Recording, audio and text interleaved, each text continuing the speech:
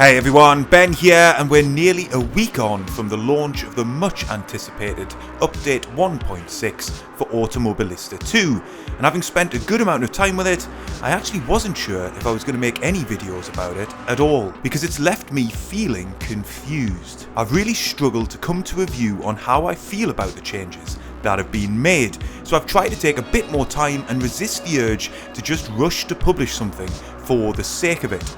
Don't get me wrong, there's a lot here that has improved.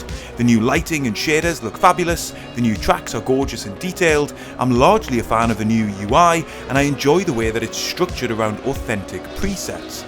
The game sounds better than it ever has, and the core driving experience has, overall, improved. And yet, as I've been racing on AMS 2 in recent days, I've found that I haven't been enjoying myself as much as I'd hoped I would. I've come to the conclusion that part of this is to do with me, not necessarily the title. Let's be clear here, there's no point of me pretending that I know how realistic or not this sim is compared to another.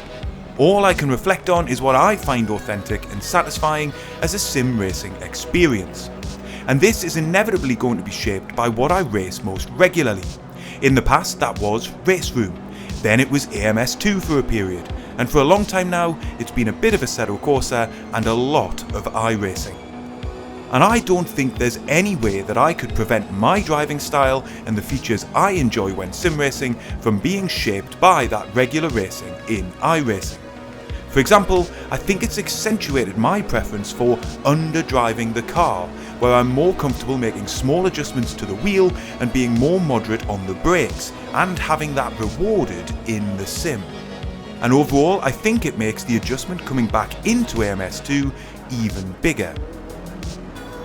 So I think it's worth bearing all of that in mind whenever anyone reviews the state of any sim. But aside from the things which are about me, my driving style and my preferences, I still feel like cars in AMS2 give the sensation of sliding too much. Yes, the exaggerated fishtailing and powering through slides during corners has been significantly reduced. But I still feel like the tyres are moving sideways across the track. It's just somehow tighter than it used to be. And overall, I struggle with a general vagueness when braking and turning and understanding what is going on with grip in the car at any given moment.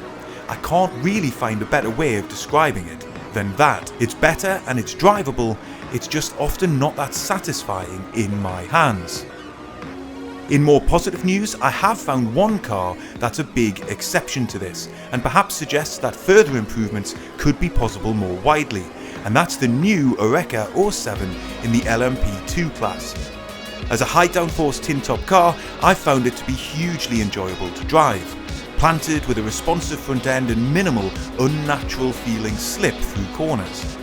It's by a distance the car that has brought the biggest smile to my face in testing so far, and the thing I'm most likely to come back to enjoy in the days and weeks ahead. But one thing that may limit how much I play is the state of the AI. Now, I can only imagine the scale and complexity of programming AI in a sim this big and broad, but it's still beset by some pretty big issues in my opinion.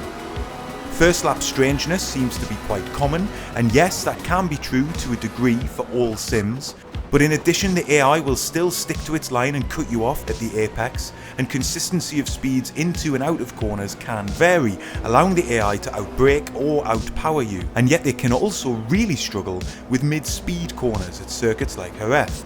I imagine these latter points are related to the simplified physics model that the AI is presumably subjected to, but I don't know that for sure. And while the field spread of cars is a bit better than in previous versions of the game, the AI in my experience still struggles to execute overtakes, which has a ripple effect in the race, with cars bunching together and essentially getting stuck. On the face of it, AI drivers trying to overtake aren't aggressive enough to block off space and commit to the inside line, and those defending are almost too reliable at holding their line and carrying the speed they need to hold on to a position. On occasion, I have seen the AI trade positions over a number of laps on some car and track combinations, but I've found it to be far more common for them to run nose to tail instead. On the whole, this remains an issue which ultimately holds back the AI experience.